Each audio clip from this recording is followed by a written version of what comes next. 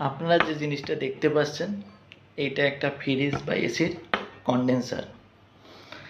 আপনারা ফ্রিজের দেখবেন পিছনে অথবা সাইডে এই কন্ডেন্সারগুলো লাগানো থাকে, বলে না 100% কপার কন্ডেন্সার, এই সেই কন্ডেন্সার। এখন এই কন্ডেন্সারটা কিভাবে কাজ করে সেটা জানুন।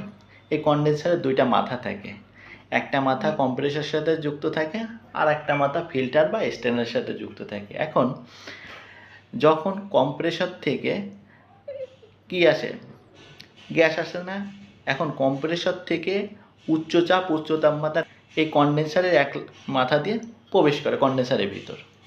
তাহলে এই যখন এই কন্ডেন্সারের ভিতর এই যে গ্যাসটা আসলো কম্প্রেসর থেকে উচ্চ চাপ উচ্চ তাপমাত্রার যে গ্যাসটা আসলো, এই গ্যাসটা এখানে শীতল হয়ে ঘনীভূত হবে, ঘনীভূত হয়ে সেটা তরলে পরিণত হবে। বুঝতে পারছেন তো, যে এখান থেকে এই কম্প্রেসর থেকে যে গ্যাসটা আসলো এই গ্যাসটা এখানে আসে শীতল হবে, শীতলে ঘনীভূত হয়ে আপনার তরলে পরিণত হয়ে যাবে। এই যখন সেটা তরলে পরিণত হয়ে যাবে, এই সেই তরলটা এই কন্ডেন্সারের অপর মাথা দিয়ে ফিল্টার বা স্টেনার হয়ে এক্সপানশন ডিভাইস হয়ে ইভাপোরেটরে প্রবেশ করে। আশা করি বুঝতে পারছেন যে একটা কন্ডেন্সার কিভাবে কাজ করে। ভালো থাকেন সবাই, সুস্থ থাকেন।